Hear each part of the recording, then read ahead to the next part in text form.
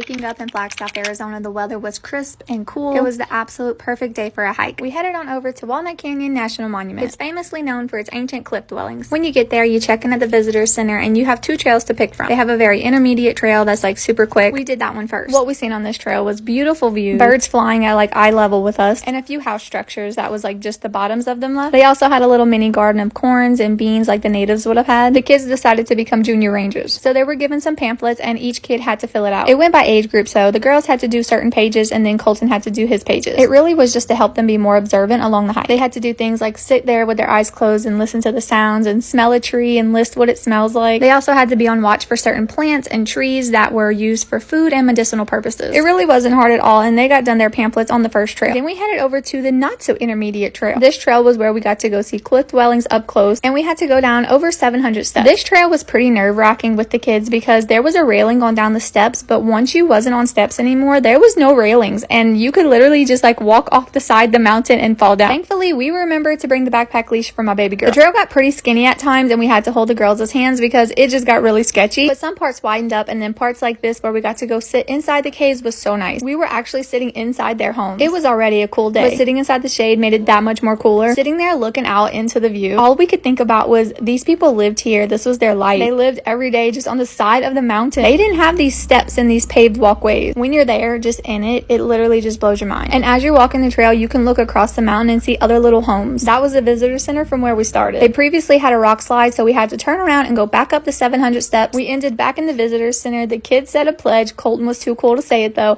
and then they got their junior ranger badges. On to the next adventure.